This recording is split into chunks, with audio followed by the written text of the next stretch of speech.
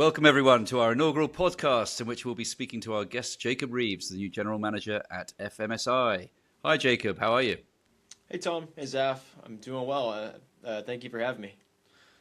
You're relatively new in the role. Why don't you tell us a little bit about yourself for the listeners? Sure, absolutely. So, Tom, like you said, my name's Jacob Reeves. Originally, I'm from the western part of Tennessee, the Jackson area, if you guys are familiar. A little bit about my background. Starting from kind of the beginning, born and raised by a single mom who was an entrepreneur. So running businesses has been kind of in my blood. It's how I've grown up. I've been an athlete my entire life, and I still like to think of myself as an athlete, even though I don't necessarily have the agility I used to have. But I take that athlete mentality with me everywhere I go. I hate to lose. I'm a true competitor. I have a couple of different degrees that I've used in a couple of different roles. I came up in multiple sales organizations selling most of the time software, but everything from the automotive industry and then into the lawn care space before ultimately coming to FMSI. So a little bit of an interesting background, a little bit different than those that might be in my current role. But that's a little bit about me, a little bit about who I am. Now, Jacob, you've been in the role for about 60 days. Besides being the president of a software company prior to FMSI, you have an extensive customer-facing background. Can you tell us what attracted you to FMSI and what excites you most about the next 90 days, 1 year, and 3 years? Well, there's a whole lot that attracts me to FMSI. As you guys know, but many people might not know, is that we recently divested from our previous ownership. So that puts us in a very unique situation. One, to kind of reinvent who we are right now and really set strategy that might have been a little different than years past. So what excites me the most about the first 90 days is really getting to know our team and getting to know our customers very well. We have a ton of industry experience within our team, and we're going to leverage that. But it's kind of planning, it's kind of figuring out how we're going to structure that. Customers-wise, it really excites me to get to know our customer base. A lot of our customers have been with us for 5, 10, sometimes 15 years. And those guys are going to have great insight. Those guys know far more about the credit union and banking space than I probably ever will. They've probably forgotten more than I'll ever know. But it's exciting to get to know those people. Now, looking ahead to the 1 year and 3 year, I think that's probably what excites me the most. You know, we're taking an approach of thinking long term. You know, what do we want to be when we grow up, so to speak? Where do we want to be in 5 years? Where do we want to be in 3 years? And it's setting where we want to be then and working backwards. So the 5-year plan is going to set our 3-year plan, it's going to set our 1-year plan, and then ultimately to the quarterly, monthly, and weekly goals. So it's setting that vision, setting that strategic long-term goal, and working backwards. That's incredibly exciting to me. I feel that there's a new energy around FMSI at the moment. I can feel it in the air. There's a lot of excitement. We've seen a lot more output in terms of content on your social media streams, a lot more announcements. It's almost like it's out with the old and in with the new. With that in mind, how do you plan to strengthen FMSI's position in the bank and credit union market moving forward? I think the biggest thing we're going to do is really listen to our customers. I've talked to a few customers here and there, and they felt that we might have been stagnant for a little bit. Now, we're going to take what they're saying. We're going to take their suggestions. We're going to take their input for features, and we're going to run with it.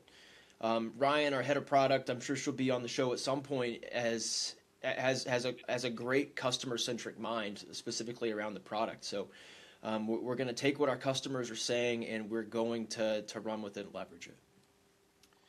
Now, I know that Ryan is going to be on the show as well, Jacob. Are there any highlights that you have in mind that you can probably share with us, just not into deep dive or anything, but like what can we be excited about?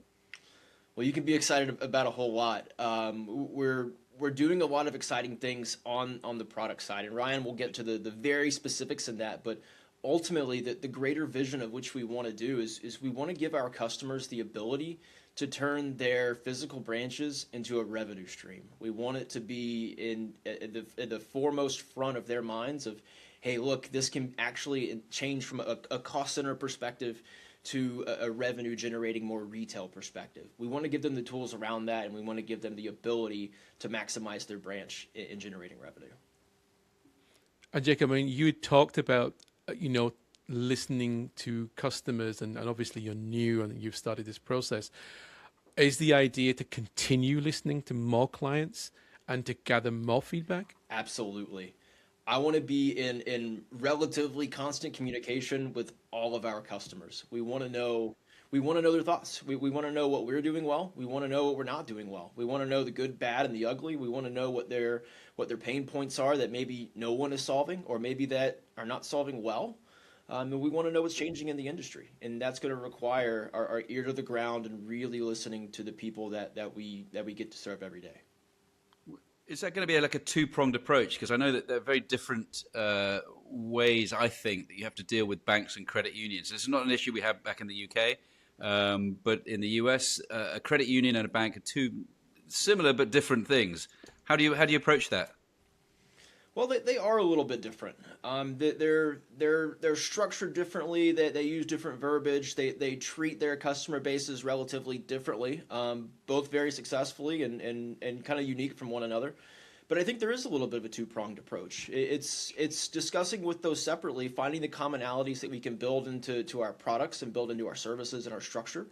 But ultimately, it's understanding who we're talking to as well. Credit unions might have slightly different problems than banks. Banks might have slightly different problems than credit unions, and it's understanding that. It's understanding the nuances and helping from the very beginning of our conversations with each individual entity of where their pain points are probably going to be, and being able to solve those for both entities, understanding their differences. So a little bit of a different approach for each one, certainly. I like what you said, Jacob, that, you listened to clients and they said that you were almost stagnant, and you've taken that on board. And these are some great examples of what you're doing to start off this change, this journey of change, which I think is really exciting. So I can already sense that there's a lot of change and a lot of excitement, as Tom had mentioned, that's happening around FMSI. Yeah, I couldn't agree with you more. There's going to be some change, and it's going to be some good change. That might come with some growing pains from time to time, but that's exactly what it is. It's growing pains, and we'll work through it, certainly. So, Jacob, I had a little sneak peek at your LinkedIn profile, and I see you have a military background. And I've worked a few times in the past with military guys, and I've always found them really impressive at dealing with scenarios. They have a very regimented approach, and their problem-solving skills are, if you excuse the pun, their problem-solving skills are particularly adept. How are you going to bring some of those learnings that you picked up in the military to FMSI? Well, I think the biggest one we've touched on a little bit already. When I first joined the military, I had a mentor that was really close to me, and he said, I'm going to give you 3 pieces of advice when you go into your basic training. And it's do what you're told, do what you're told, and do what you're told. So we're going to listen to our customer base, listen to them some more, and then listen again to them. So that's one piece. Now, aside from that, it's going to be a disciplined approach. We talked about setting the long-term strategic vision. I kind of equate that to a term called the commander's intent. And it's understanding the bigger picture. It's understanding that we need to look at the forest and not just the trees, and that's going to direct where we're going. And if we can do that successfully, the next stage of that is going to be execution. Planning is great, but it is nothing without execution. So we have to understand the commander's intent, and we have to execute. And those goals, those visions are going to be set by listening to our customers. So that's exactly what I'm going to take from the military. I've applied to previous roles as well at previous companies. And I think we had success in my previous companies, and I think we're going to bring that here. Things are moving really quickly. When do you think customers are going to start seeing these changes? I mean, I'm already witnessing it anyway in terms of social media and posting and stuff. But when are they going to see real changes to their, to their operations and the software that you guys are providing? Well, I think they should see that in a variety of different ways. I think they'll see some before others. We're evaluating our roadmap today, right? What are we going to add? How quickly are we going to add certain things? What's the order? What's going to be the most impactful piece for our customers? So that might take us another month or two or so to be ready to really implement that in a successful manner. Now, what they should see successfully and initially is going to be those proactive outreaches, right? A few of our customers might not have had consistent outreach for a while. Now, the strategy around that is to make sure we're communicating consistently. So I think they'll hear us before they see big changes in the software, but we're going to use what they're saying to make sure we put the right things in the right order in the software sooner rather than later. So a little bird tells me that partnerships are going to form a part of your strategy moving forward. Can you elaborate on that a little bit for us? I can give you a sneak peek on a couple that we're going to do. Partnerships is going to be one of our big focuses. We want to be able to be where our customers need us to be, and we want to give them the resources and the tools within our products to do what they need to do. So one recent partnership that we have actually signed is with a company called Apply. They create AI-powered smart calculators that basically financial institutions can have on their website, and the conversion rates for these are astronomical. They're unlike anything I've ever seen from a website perspective. So we've partnered with the owner, Tim Pranger, who I would love to have on the show at some point. But he is going to be one strategic partner that we're going to have. And the other one is going to be the Elevation Group, I believe is their name. Now, they do physical branch remodels, and they go hand in hand with what we're trying to do as well, which is turn the branches from a cost center to a revenue driving center.